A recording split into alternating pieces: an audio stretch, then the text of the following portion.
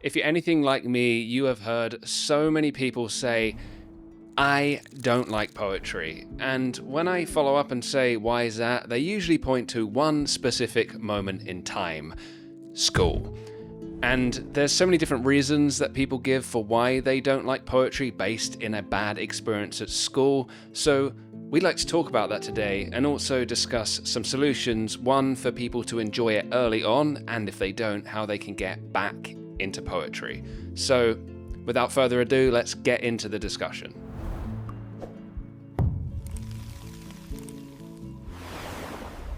There is a huge misconception that a poem means one thing and one thing only, and it is the job of the kid or even an adult to dig out and get the correct meaning out of a poem. Yeah, I think that's what can be so frustrating for students. The idea of your interpretation being wrong. It's not allowing the students to have their own kind of emotional reaction to it. It's more focused on, what did the author mean when they wrote this poem? And that you must get the exact right interpretation to get the exact grade you want on your paper. So, yeah, that's a huge reason why people have negative experiences with poetry in school. What are some others? I just think that the joy gets stripped out of it sometimes. For some people, they've said that, we weren't really reading poetry aloud, or we weren't really listening to it. We were reading it out of textbooks, and maybe a teacher was reading it in a monotonous tone and wasn't bringing it to life. And you know this, but I love the example of like when a kid is listening to music, they want to dance to the music. They don't want it paused every 3 seconds to say, what does it mean? So my thinking is that for the poem to be enjoyed on its own terms, just for its sound value, its emotional value, and all of that. And I can go into a specific poem that I use in teaching in school if you'd like as well. Yeah, please. So when I teach, usually with fifth graders, sometimes with eighth graders, so fifth graders are about 10. I love using William Blake. I mean, he has the Songs of Innocence, and he also has this poem, The Tiger. Tiger, tiger, burning bright in the forest of the night, what immortal hand or eye dare frame thy fearful symmetry? Without having to know exactly what it means, there's that sing-song metrical rhythm with some rhyme that kids just love. I see it. You can look around the room. There's a smile on their face. They're kind of like, oh. And then when we go to talk about it, it's more like, what do you think's happening here? What's going on? I think that's kind of one of the main issues, and I'm so glad you highlighted it, is that it's not that necessarily kids hate poetry, because a lot of children's interactions with poetry, I mean, we see it in all sorts of books that kids read, is like a very positive reaction, but somewhere along the way in school, maybe because of things like the focus on overanalysis or the idea of having a wrong interpretation to a poem, just like anything that you're forced to do, it becomes unenjoyable. So, going back to your music example as well, I'm so glad that you brought that up. Poetry also has different genres. Not every type of poetry is going to appeal to everyone. I wonder what would happen to kids' experiences or high schoolers' experiences with poetry if they were allowed to choose more poems themselves, especially when they're older, being, encouraged to seek out poetry that they might like, that they might be drawn to. Are they drawn to something more contemporary rather than just reading maybe, older, more traditional poetry that might not resonate with them? Yeah, so there's in brain scan studies, and it's been backed by a lot of neuroscience, that people that do not have a huge interest or a lot of experience in poetry are really drawn to meter and rhyme in poetry. So it's like our first delight is musicality. And then stuff like the images and metaphor creation and more free verse can be appreciated more easily later in our poetry journey. So I think that's just a really important thing to bring to kids. One is metered poetry. You don't just have to do metered poetry. Like I've used a translation of The Panther by Rilke as well, and the kids love. There's a bit where the panther's like passing bars, and I'm always like, "What do you think's happening here in this poem?" So it's like, they're like, "Oh, there's an animal that's in a cage and he's walking back and forth. I'm like, yes, how do you think the animal feels? Like the panther feels walking in this cage. And then some of them are like, frustrated. He doesn't want to be in the cage. And occasionally a kid will say something that's clearly not correct of what's happening in the poem, but they're engaging their imagination. Correct. Or correct as in like the panther's on the moon. And then you're saying, okay, what actually indicates that he's on the moon?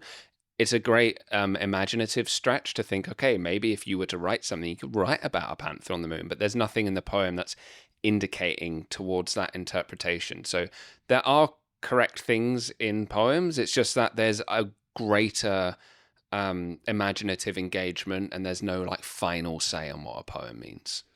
What associations a poem like reveals within you is one thing. So maybe if for some reason you associate to, the panther being on the moon for some reason. It gives you that feeling of something cosmic, maybe. I don't know.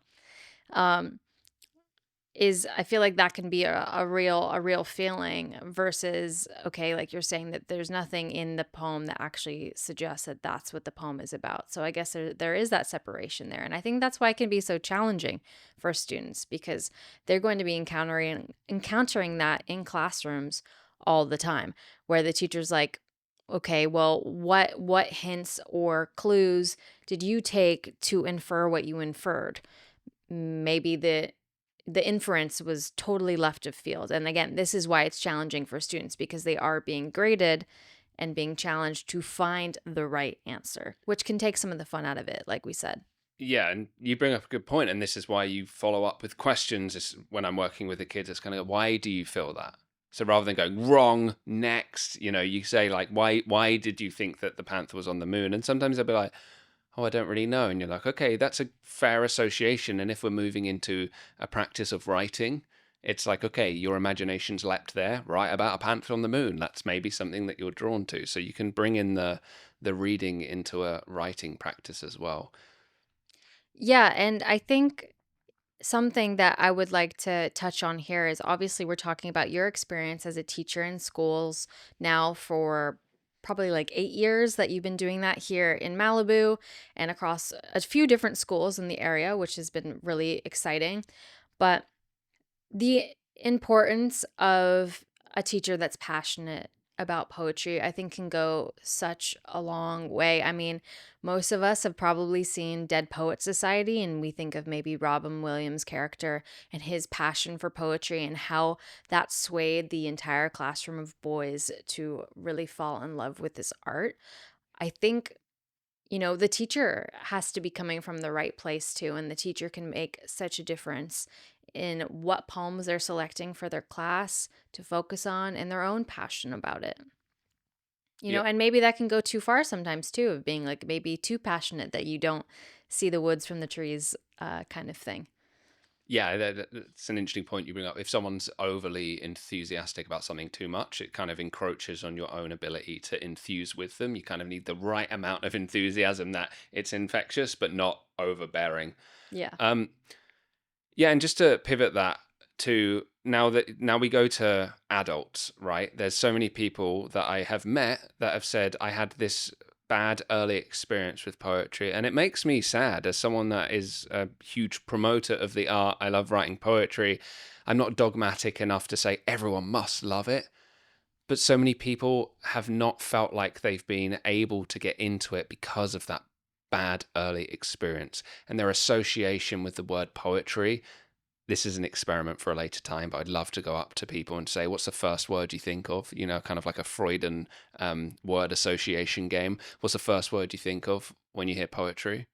Let us know in the comments. Let us know in the We comments. can start that experiment right now. But people are adverse to it. And not everyone, but there's a lot of people that go, oh, God, no, haha, poetry. Ugh. But then if you mention art or music or film or other arts, they tend to be more like, oh, they're willing to be in that space of conversation. So what is it about poetry, Rachel, that you think people are afraid of or don't enjoy?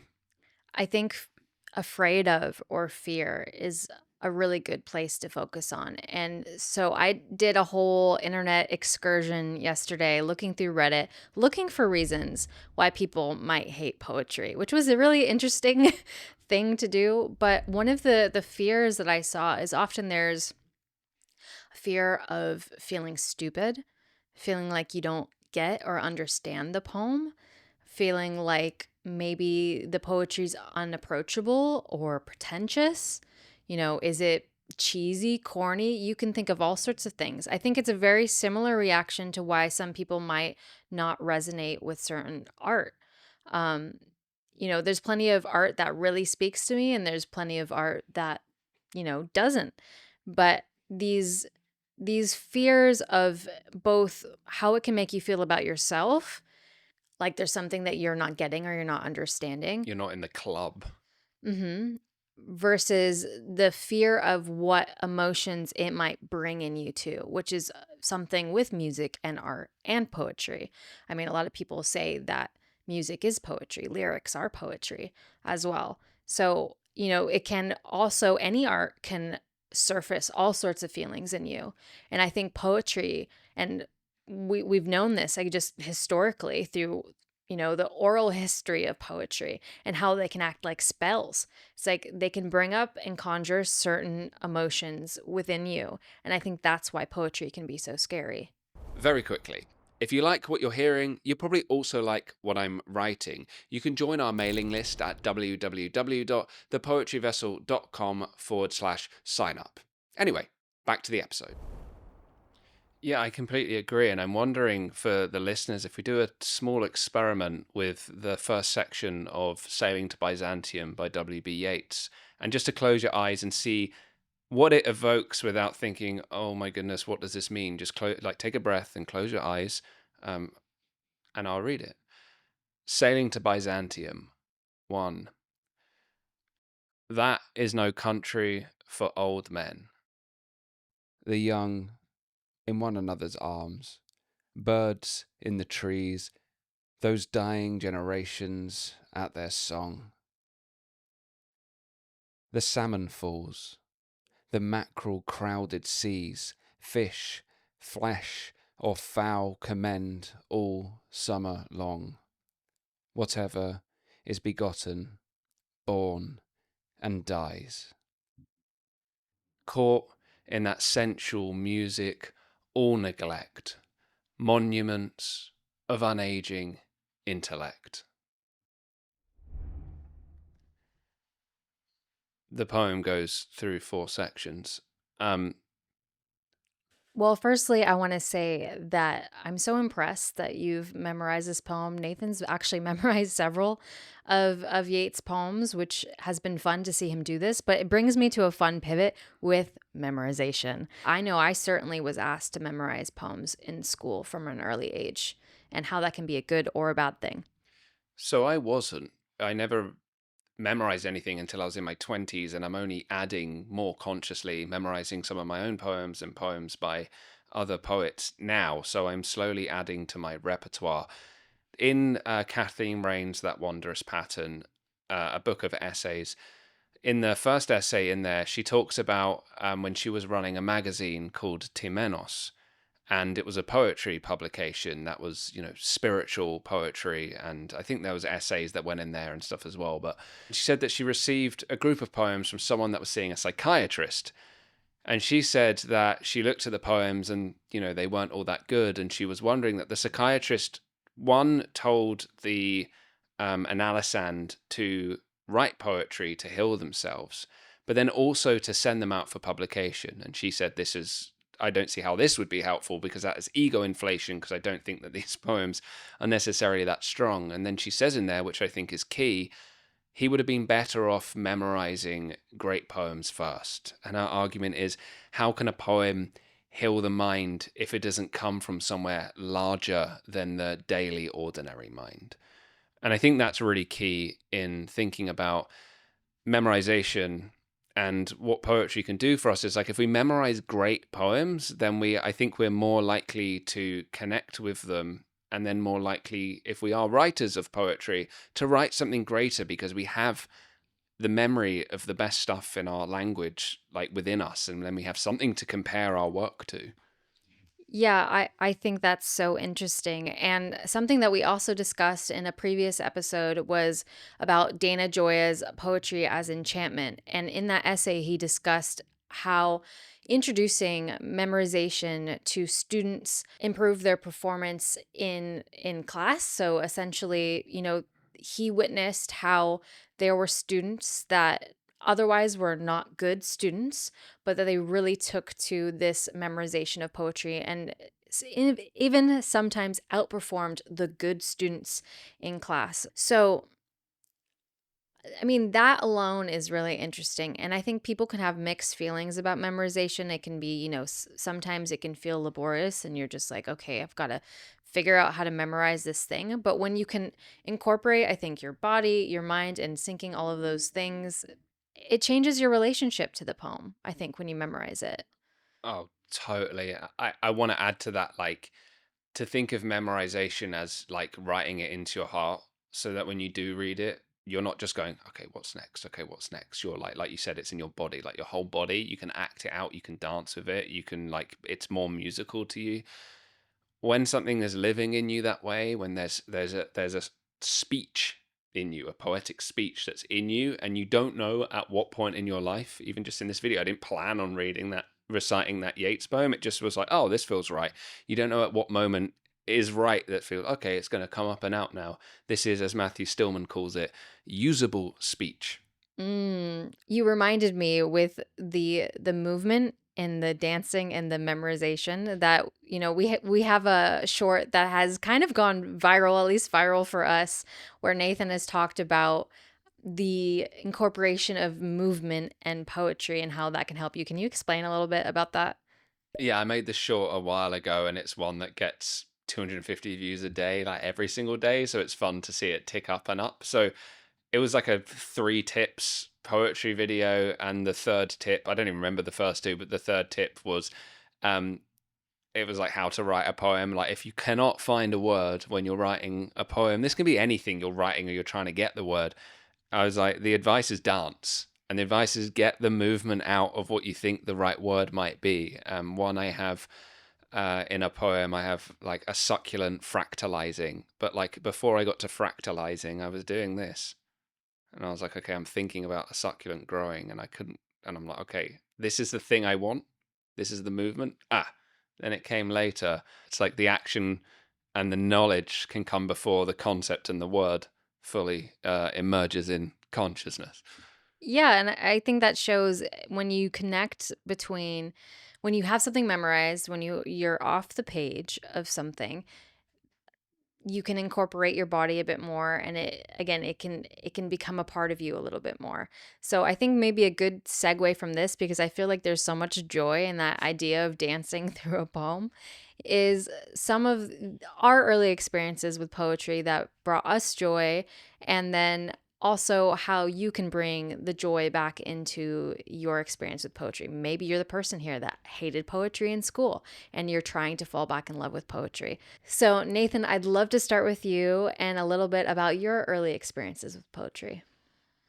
Yeah, so what I remember most is that my mum would read me poetry, or along with me, because I would read it as well when I was younger. And as a kid, repetition was my favorite thing. I watched Fantasia every day when I was 3, and I probably read this book of poems every single day. And it's sitting right here. So it's Heard It in the Playground by Alan Allberg. And this is, as you can imagine, specifically for kids. But it was something, because it's in the playground, it's something I could relate to. And it was me enjoying language that was relevant to me as a kid. And obviously, this had an effect on me. I didn't start writing until I was 17 fully. I did a bit in school and I liked creative writing. But obviously, the musicality and the explorations in this book has always stayed with me. And that was a really joyous time. I mean, having a parent and my mother like read to me and with me at night, it's like, no wonder I'm such a reader. She's a reader and I'm a reader, because I was like, I loved this. And just as a side note, her mother my American grandmother, who would visit sometimes, taught me the alphabet when I was really young using magnets and alphabets on the side. So I learned the alphabet when I was like 2. And so like my want to read and then also my appreciation for poetry was certainly passed very strongly through the maternal line. That is so sweet. I feel like whenever we have these kinds of conversations and like family comes up like this, I feel like more emotional. I'm like, oh, but it's so sweet that you had that experience. And I think, you know, the more we're able to introduce poetry to kids when they're young in a positive way, in like a fun and joyous way, the better. So I have an early experience with poetry too that really helped me fall in love with it early on. So in fourth grade, I had a teacher, Mrs. Corliss. And I also want to say, just in general for this video, the last thing that I or we want to do is just hate on teachers. Teachers are so underappreciated. And Mrs. Corliss for me was an example of a teacher who I feel like deserves all the credit in the world. She really helped encourage and foster a love of poetry by encouraging us to write poetry as well, even in fourth grade. So thank you, Mrs. Corliss. I don't know where she is now, but she was instrumental in my love of poetry. Encouraged me and my fellow classmates to write. I had some early publications and some children's anthologies, so that was really fun.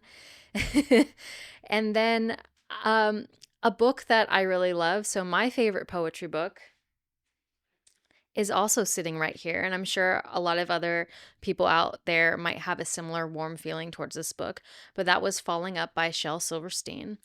And I'm pretty sure my aunt gave me this book. So in it has, and my aunt unfortunately has since passed away, but she signed the inside of the book, and this is in 1999.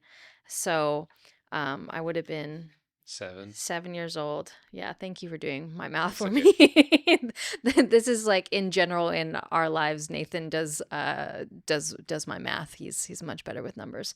But I loved this book growing up, and again, you have a relative here gifting poetry, and I think this was such a wonderful gift for me to receive as a young child, and helped lead me to where I am now with the Poetry Vessel podcast and falling in love with the poet. So, And that's beautiful, and I just want to echo, yeah, I have nothing but like respect and reverence for teachers, and I'm not like, there's no, the blame for anything about kids enjoying it. It's like, it's all of our responsibilities. It's our responsibilities as community members, as parents, as teachers, as guardians, as anything that has an influence or something on another person's life. I mean, that's part of what we do here. Just even for adults, it's like we want people to feel like you have a way in to the art. Now, just to state or even restate, the Poetry Vessel, it's like, if you're a bit curious, you can come in to this platform and learn stuff about poetry, but I don't just keep it at the beginner level. It's like, we want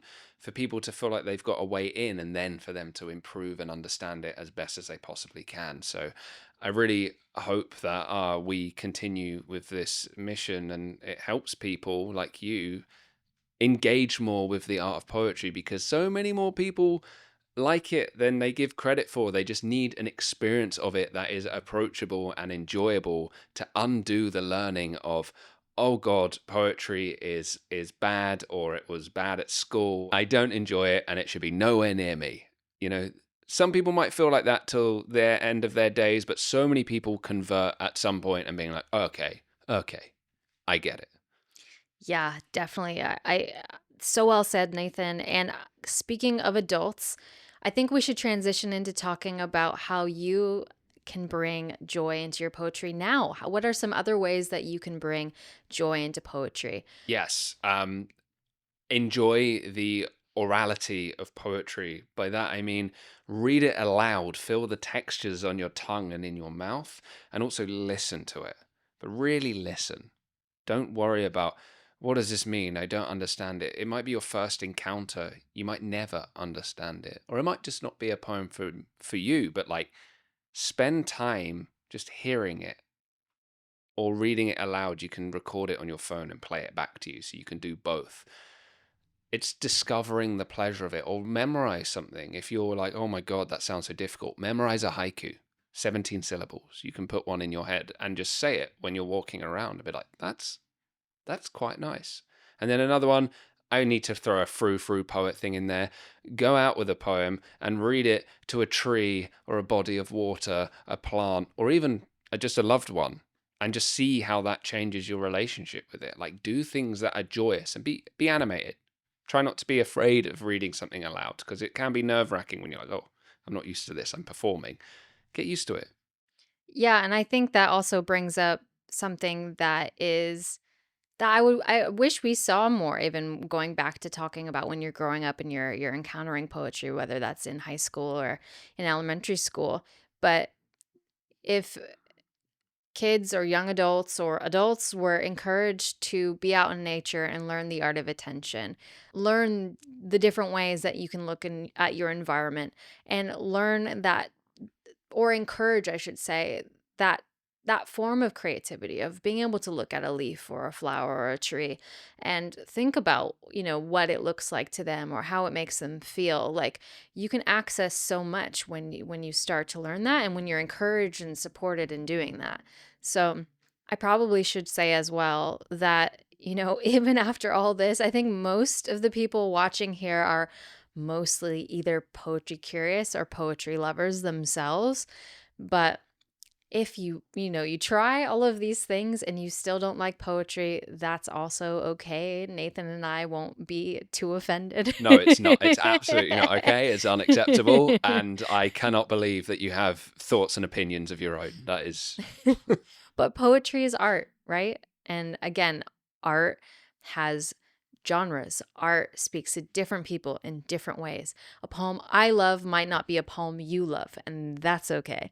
But there's so much poetry out there that I would be willing to bet that there's at least one on this planet that you can love.